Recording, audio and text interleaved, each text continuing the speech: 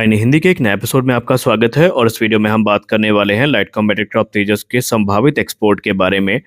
आप सबने हाल ही में सुना होगा कि लाइट कॉम्बैट एयरक्राफ्ट तेजस को लेकर के बहुत सारे जो क्वेरीज हैं ये प्राप्त हुई और कई बार तेजस ने कंपटीशन में कम्पीट भी किया, लेकिन हर बार किसी न किसी कारणवश तेजस को सेटबैक का सामना करना पड़ा, फिर चाहे वो अर्जेंटीना की रेस हो, मलेशिया की रेस हो। लेकिन अब यहाँ पर जो बयान सामने आया है ये किसी मीडिया सोर्स से नहीं आया, बल्कि खुद इसे उस देश की वायुसेना के कमांडर के द्वारा दिया गया है जो तेजस को लेकर इंटरेस्टेड है। आइए जानते हैं पूरा मामला क्या है।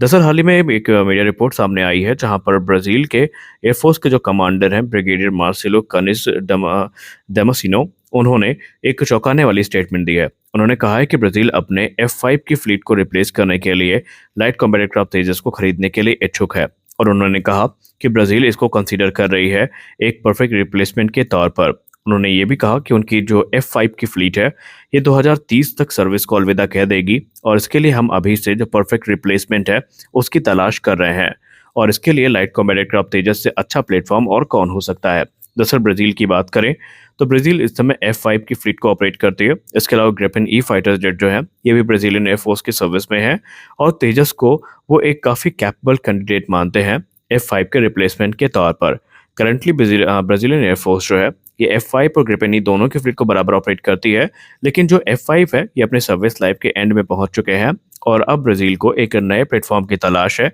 जो कि उनकी ऑपरेशनल कैपेबिलिटी को एनहांस कर सके और ब्राजील की सारी रिक्वायरमेंट को पूरा कर सके। तो ऐसे में जो लाइट कॉम्बैट एयरक्राफ्ट तेजस है ये सबसे प्रबल दावेदार बन के सामने आया है और ब्राजील काफ़ी लंबे समय से इस पे नज़रें बनाए हुए है। अब एक्सपर्ट्स ये मानते हैं कि अगर ब्राजील लाइट कॉम्बैट एयरक्राफ्ट तेजस को सेलेक्ट करता है तो ब्राजील को बहुत सारे बेनिफिट मिलेंगे, क्योंकि वो देश जो तेजस मार्क 1A को ऑपरेट करेगा उसके पास तेजस मार्क 2 को ऑपरेट करने की संभावनाएं भी हमेशा जीवंत रहेंगी। क्योंकि स्टेटमेंट में क्लियर है कि लाइट कॉम्बैट एयरक्राफ्ट तेजस जो मार्क 1A है और फ्यूचर का जो तेजस मार्क 2 है ये ब्राजील की नेक्स्ट जनरेशन फाइटर एक्विजिशन के रेस में चल रहे हैं, क्योंकि जब तक ये डील साइन होगी ये ठीक वही टाइम फ्रेम होगा जब ये दोनों एयरक्राफ्ट सेम टाइम में प्रोडक्शन में अपने आ रहे होंगे। एक तरफ तेजस मार्क 1A का प्रोडक्शन रफ्तार से चल रहा होगा तो तेजस मार्क 2 का प्रोडक्शन शुरू होने वाला होगा और इसके लिए जो संभावित पोटेंशियल बायर्स हैं उनके लिए अपॉर्चुनिटी होगी कि वो एक हाई कैपेबल फाइटर भी सेलेक्ट कर सकते हैं। तो ये हम ऐसे ही नहीं बोल रहे हैं, आपको याद दिला दे 2023 में खुद ये स्टेटमेंट भारत की तरफ से दी गई थी कि जो भी ऑपरेटर तेजस मार्क 1A को ऑपरेट करेंगे उनके पास तेजस मार्क 2 और एमका का एक्सेस भी होगा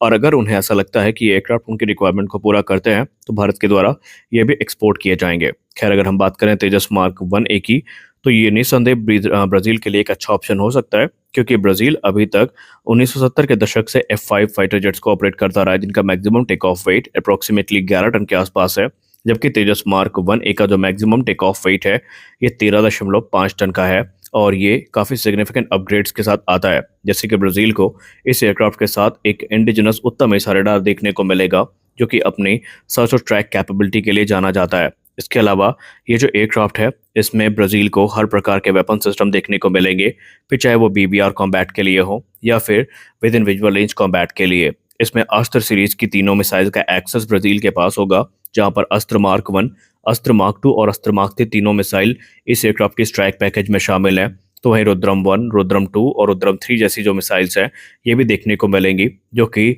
दुनिया की जानी मानी एंटी रेडिएशन मिसाइल्स में गिनी जाएंगी और गिनी जाती हैं। इसके अलावा ब्रह्मोस का जो नेक्स्ट जनरेशन वेरिएंट है ये भी इस एयरक्राफ्ट का हिस्सा बनने वाला है। तो आप खुद अंदाज़ा लगाइए कि ये एयरक्राफ्ट कितना कैपेबल है और ये सिर्फ हम कागजी बातें नहीं कर रहे हैं। आप सबको पता है कि तेजस पिछले कुछ युद्ध अभ्यासों में लगातार पार्टिसिपेट कर रहा है और सबको इसने दंग किया है। अभी हाल ही में शायद कल या परसों की रिपोर्ट में हमने कहा था कि ये डिसिमिलर जो एयर कॉम्बैट है इसमें इसने पार्टिसिपेट किया था F-18 ग्राउलर के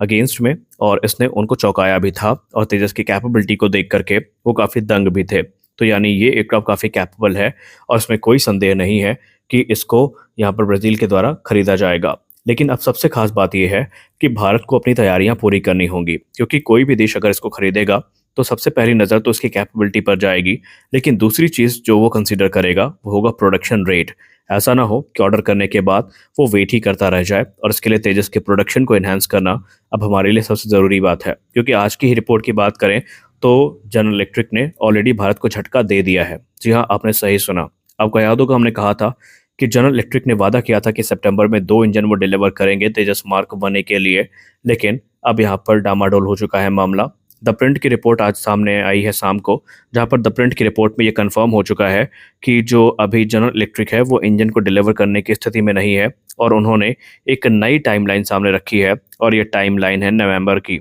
जी हाँ, जनरल इलेक्ट्रिक ने स्पष्ट कर दिया है कि नवंबर के पहले फिलहाल वो इंजन डिलीवर नहीं कर पाएंगे। अब कारणों को स्पष्ट नहीं किया गया है कि इसके पीछे का क्या कारण है, लेकिन भारत ने इस पूरे मामले में अपना जो रोष है ये व्यक्त किया है, और जो चिंता है ये भी दर्ज करवाई गई है। और इसके लिए बाकायदा रक्षा मंत्री राजनाथ सिंह जी ने अपने अमेरिकी दौरे के दौरान जनरल इलेक्ट्रिक के अधिकारियों से मुलाकात करी थी, और उनसे कहा था कि ये जो इंजन है इनको शीघ्र अतिशीघ्र डिलीवर किया जाए। हालांकि जनरल इलेक्ट्रिक का ये कहना है कि शिपमेंट कंफर्म हो चुकी है, और नवंबर तक जो इंजन है ये डिलीवर हो जाएंगे, और उसके बाद प्रत्येक माह 2 इंजन प्रति माह की दर से वो डिलीवर करेंगे। आपको बता दें कि फिलहाल तो इसका तेजस प्रोग्राम में कोई खास बेनिफिट नहीं, कोई खास प्रभाव नहीं पड़ेगा, क्योंकि ऑलरेडी एक तेजस बन के तैयार है और 2 तेजस में ग्रेड बी इंजन का इस्तेमाल किया गया है जो कि रिजर्व में रखे गए थे। लेकिन जब ये नए इंजन आ जाएंगे तो उन पुराने इंजन को इन नए इंजन से रिप्लेस कर दिया जाएगा, और जो एयरक्राफ्ट हैं ये इंडियन एयरफोर्स में ऑपरेशनल भी हो जाएंगे। लेकिन अगर हम कॉन्ट्रैक्ट की बात करें तो जब कॉन्ट्रैक्ट साइन हुआ था तो जनरल इलेक्ट्रिक ने कहा था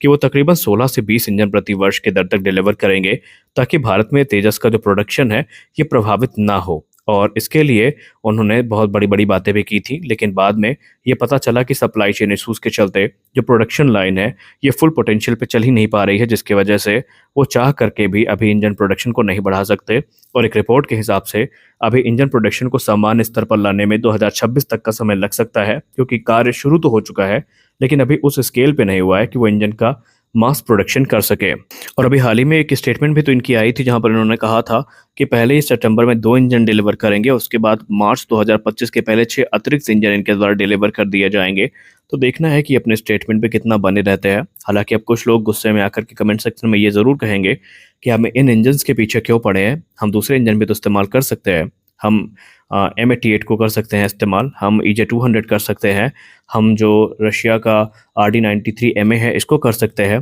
दरअसल कर तो हम सकते हैं, लेकिन इतना हमारे पास टाइम नहीं है, क्योंकि हमने आपको पहले भी बताया था कि इंजन स्वैपिंग का मतलब ये है कि तेजस का रियर फ्यूजलाज एक्सटेंसिव मॉडिफिकेशन से गुजरेगा, उस इंजन को हाउस करने लायक बनेगा, और बाद में टेस्ट और वैलिडेशन में तकरीबन 3 से 4 वर्षों का समय लग जाएगा। अब आप खुद बताइए, क्या हमारे पास इतना समय है कि हम 3 से 4 वर्षों का इंतजार करें तेजस में इंजन स्वैपिंग के लिए? वो भी RD93MA जो है वो अभी प्रूवन भी नहीं है, वो अभी बन के तैयार हुआ है। तो ऐसे में यहाँ पर जनरल इलेक्ट्रिक ही हमारे पास इकलौता रास्ता है, और एक ही इंजन अब इसको रिप्लेस कर सकता है, वो है कावेरी 2.0। अगर वो भी सही समय पर बन जाता है तब। तो आज के इस वीडियो में बस इतना ही, मिलते हैं अगले वीडियो में, तब तक के लिए जय हिंद।